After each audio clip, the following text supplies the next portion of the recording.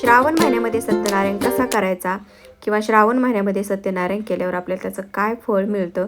सत्यनारायणाची पूजा प्रत्येकाच्या घरामध्ये श्रावण महिन्यामध्ये एकदा तरी झालीच पाहिजे, कारण श्रावण महिना अतिशय पवित्र महिना मानला जातो आणि याच्यामध्ये सत्यनारायणाची आपण पूजा केली तर भगवान विष्णूची अधिक कृपा त्या घरावर, त्या घरातल्या व्यक्तीवर प्राप्त होत असते.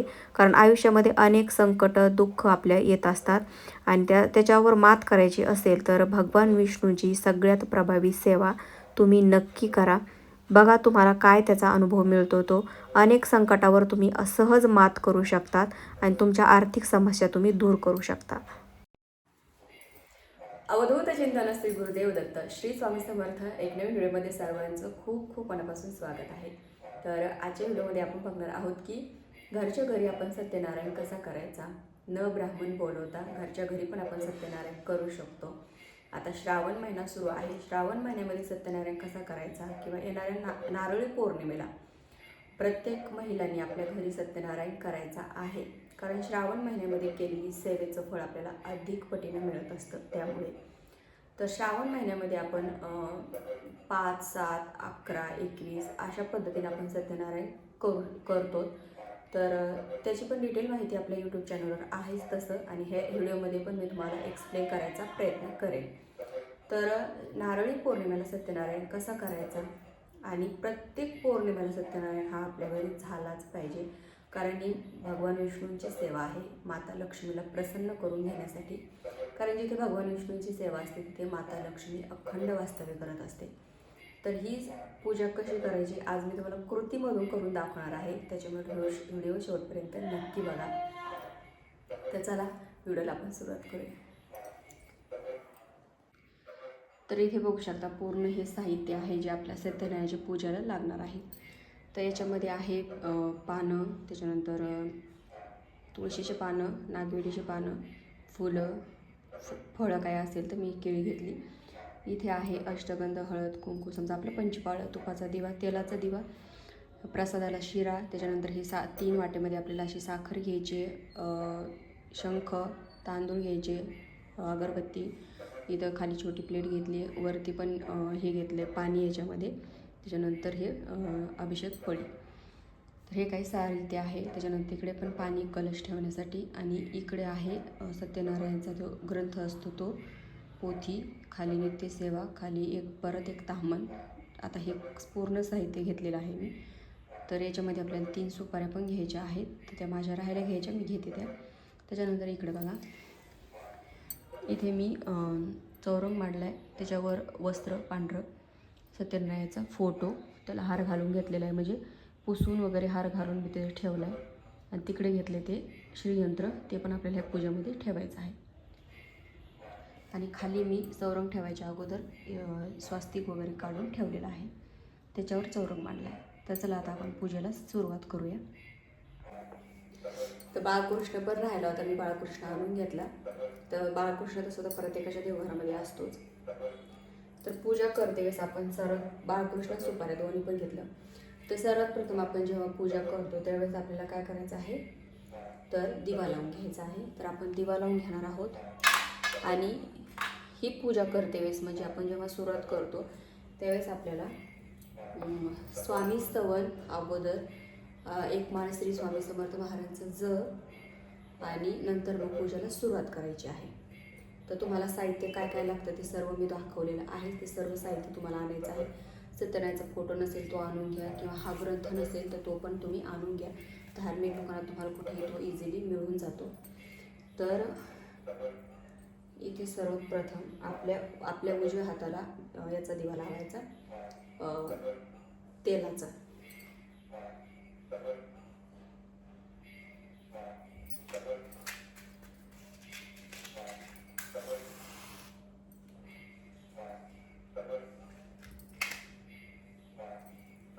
दिवा लावणं झाला त्याच्यानंतर आपल्याला आता स्वतः हळदी कुंकू लावायचं. ओम भद्रम कर्णे शृणुम देवंती शांती. आणि रांगोळी मी नंतर काढत असते, कारण माझ्याकडून पूजा मांडते, रांगोळी मोडते. सर्व पूजा झाल्या मी शेवटी रांगोळी काढते. तर आता दिवा लावला आपण. तर आता आपल्याला अगोदर काय करायचं आहे, सर्व पूजा मांडून घ्यायची. आता हा कलश घेतला मी, त्याच्यावर आपल्याला काढायचं आहे स्वास्तिक काढून घ्या. स्वास्तिक काढतेस कधी पण आपण खालून वरती बोट न्यायची. एक सुपारी, एक पैशाचा नाणं टाकायचं कलशामध्ये. त्याच्यानंतर त्याच्यामध्ये टाकायची हळदी कुंकू. आता मी तुम्हाला एक्सप्लेन करते, पण तुम्ही हे करत असताना स्वामी स्तवन म्हणायचं तुम्ही, म्हणजे स्वामी स्तवन तुमचं म्हणून होऊन जातं. तर त्याच्यामध्ये टाकायचं आपल्याला फूल. तर बंद नाही टाकायचं कारण मोठं आहे, तर मी पाकळ्या टाकते. छोटं असेल तर बंद पण टाकू शकतो. त्याच्यानंतर त्याच्यामध्ये ठेवायचे नागवेलीचे पानं.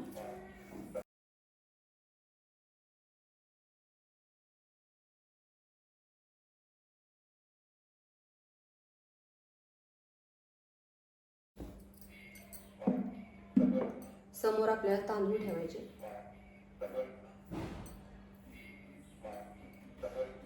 तांदळावर आपल्याला हळदी कुंकू टाकायचं. त्याच्यावरती आपल्याला कलश ठेवायचा.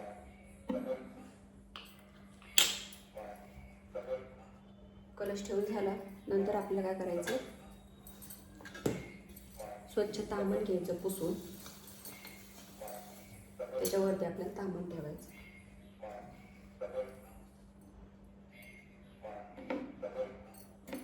सत्यनारायणचा कलश कधी पण सत्यनारायणच्या फोटोच्या समोर असतो, साईडला नसतो. आपण महालक्ष्मीची पूजा वगैरे मांडतो किंवा स्वामींची गुरुवाराची पूजा मांडतो तेव्हा देवाच्या उजव्या हाताला आपण कलश ठेवतो, पण आपल्या सत्यनारायणाची पूजा मांडते आपल्या समोरच असतो कलश. त्याच्यामध्ये आपल्याला तांदूळ टाकायचे.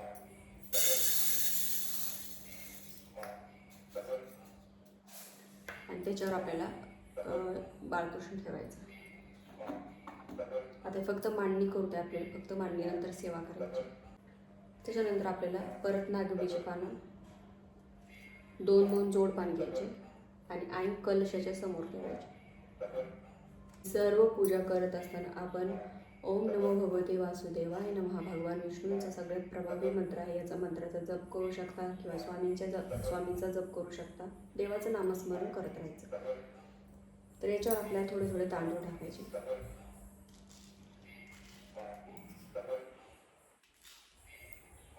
त्याच्यावर ठेवायच्या आपल्याला सुपाऱ्या. पहिली सुपारी गणपती बाप्पांची, आपल्या उजव्या हाताची पहिली सुपारी गणपती बाप्पांची असते. दुसरी सुपारी कुलदेवतेची, मधली सुपारी, तिसरी सुपारी ही वरुण देवतेची. सुपाऱ्या ठेवून झाल्या. त्याच्यानंतर शंख, माता लक्ष्मीला अतिशय प्रिय शंख. उत्तर दिशा ही माता लक्ष्मीची दिशा असते त्याच्यामुळे. त्याच्यानंतर काय करायचं, लगेच आपण हे तिन्ही पानांसमोर आपल्याला चौकोन काढायचा आहे.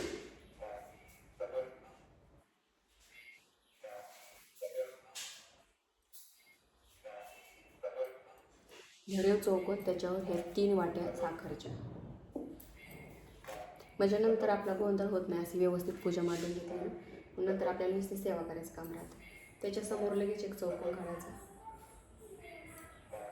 त्याच्यावर आपल्याला शिरेची वाटी ठेवायची. जो काय आवाज येतो त्याच्याकडे दुर्लक्ष करा, कारण आवाज येणारच झाला. त्याच्यानंतर उजव्या हाताला घंटी. हे श्रीयंत्र आहे ना, ते पण आपल्याला इथे उजव्या हाताला ठेवायचं आहे.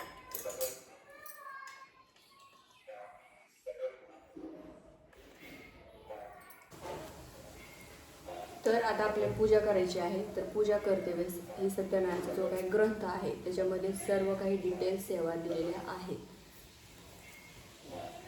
तर मी अगोदर स्वामी स्तवन म्हणून घेते. श्री गणेशाय नमः, श्री सरस्वती नमः, श्री गुरुदेव नमः, श्री कुलदेवता.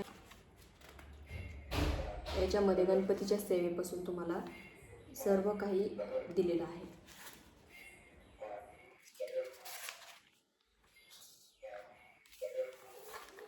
गणपतीची सेवा, पूजा वगैरे कशी करायची काय सर्व याच्यात दिलेलं आहे. सेम याच्यात बघूनच तुम्हाला करायचं आहे, बाकी वेगळं काही करायची गरज नाही. नैवेद्य वगैरे कसा दाखवायचा काय, कुलदेवीची सेवा, त्याच्यानंतर वरुण देवतेची सेवा, बघा पूजा वगैरे सगळं काही याच्यात दिलेलं आहे. याच्यातलंच बघू करायचं, वेगळं काही करायची गरज. बाळकृष्णाची पण याच्यात सेवा दिलेली आहे. तर मी आधी गणपतीची सेवा करून घेते. वक्रतुंड महाकाय सूर्यकोटी समप्रभा निर्विघ्नं करो देव सर्वकार्येषु सर्वदा. हात पुसायला एक नॅपकिन घेऊन टाकायचा. श्रीमन्महागणाधिपतये नमः विरतं चन्दनं समर्पयामि श्रीमन्महागणाधिपतये अलङ्कारादि अक्षतां समर्पयामि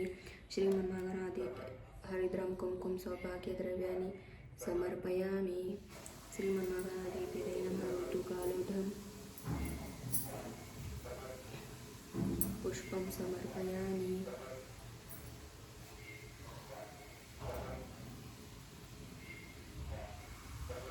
श्रीमन्महागणाधिपतये नमः धूपमाग्रयामि श्रीमन्महागणाधिपतये नमः दीपं दर्शयामि श्रीमन्महागणाधिपतये नमः नैवेद्यं समर्पयामि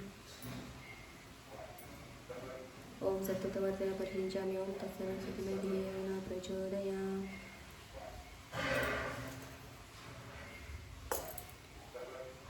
ओम सत्यतवर्तया परिचामि प्रचोदयात् ओम प्राणाया स्वाहा ओम सत्यतवर्तया परिचामि तत्सवितुर्वरेण्यं प्रचोदयात् ओम प्राणाया स्वाहा ओम सत्यतवर्तया परिचामि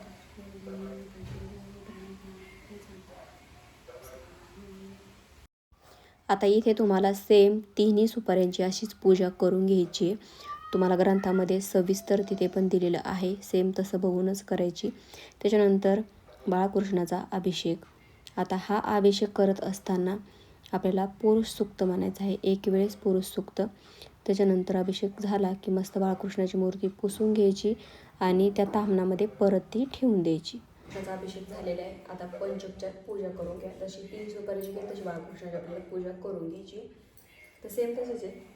श्री बाळकृष्ण देवता भिन्नाविरतं चंदनं समर्पयामि श्री बाळकृष्ण देवता भिन्नमा अलकारादि अक्षतं समर्पयामि हरिद्रं कुङ्कुम सौभाग्यद्रव्याणि समर्पयामि श्री बाळकृष्ण देवता नमः.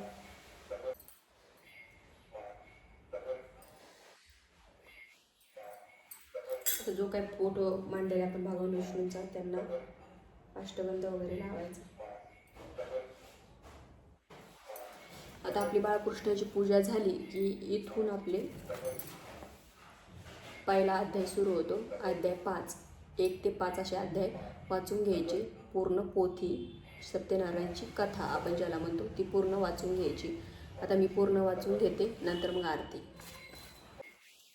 अध्याय पहिला. श्री गणेशाय नमः. श्री सरस्वती नमः. श्री नमोजी गणनाथा तुझ्या चरणी ठेवणी माता श्री सत्यनारायणची कथा वदवियाता स्वामी नमो तुझला सरस्वतीला आदिमायला ज्योती तुझ्यावरी मला स्मृती यावी कथानुसंधानी आता नमो गुरुदेवता योगी राज सुखदाता कृपा करुणी मजानता जो का स्वामी माझा तू नमो आदि नारायणा जोग विषय वक्ती निरंजन.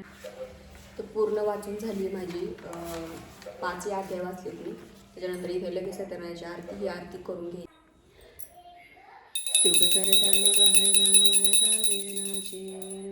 पूर्वी प्रेम कृपा देवाची सर्वांगी सुंदर वटी शेंदुराचे कंठी झळके माळ गळा शोभे माळ मुक्ता फळाची जय देव जय देव जय मंगलमूर्ती हो श्री मंगलमूर्ती दर्शन मात्रे मन चरणे मात्रे मन कामना पूर्ती जय देव जय देव जय जय दीनदयाळा सत्यनारायण देवा पंचारती ओळ श्रीपद तुझ भक्ती भावा जय देव विधियुक्त पूजोनी करित्या पुराण श्रवण परिमळ द्रव्यासहित पुष्पमाळा अर्पून घृतयुक्त शर्करा मिश्रित गोधूम चूर्ण प्रसाद भक्षण करिता प्रसतो नारायणा जय जय दीनदयाळा सत्यनारायण देवा पंचारती ओवाळू श्रीपद तुझ भक्ती भावा जय देव कर्पूरगौरं करुणावतारं संतानं भुजगधारं सदा वसन्तं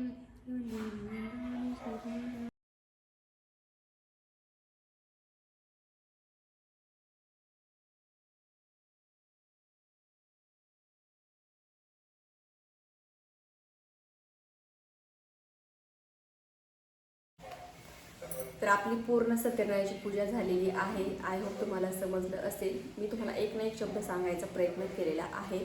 बघा, खूप सोपी पूजा आहे. जास्त काहीच लागत नाही. फक्त वाटीभर शिरा, सत्यनारायणाचा फोटो, बाळकृष्णाची मूर्ती, 3 सुपाऱ्या आणि पानं फुलं एवढंच लागतं. बाकी तुम्हाला तुमचं काहीच लागत नाही देवांना. तर फक्त आपण मनोभावी सेवा करायची. भगवान विष्णूची ही सगळ्यात प्रभावी सेवा आहे लक्ष्मी प्राप्तीसाठी. तर डिटेल माहिती आता तुम्हाला मी सांगायचा प्रयत्न केला. तर राहिलं श्रीयंत्रावर तुम्ही कुंकुमार्चन करू शकता. तर श्रीयंत्र कुंकुमार्चन कसं करायचं त्याची पण डिटेल माहिती मी यूट्यूब चॅनलवर तशी टाकलेलीच आहे. तिथे जाऊन तुम्ही व्हिडिओ चेक करा आणि सेम तसंच श्रीयंत्रावर कुंकुमार्चन करू शकता तुम्ही. खूप सोपी पद्धत पण सांगितली त्याच्यामध्ये मी.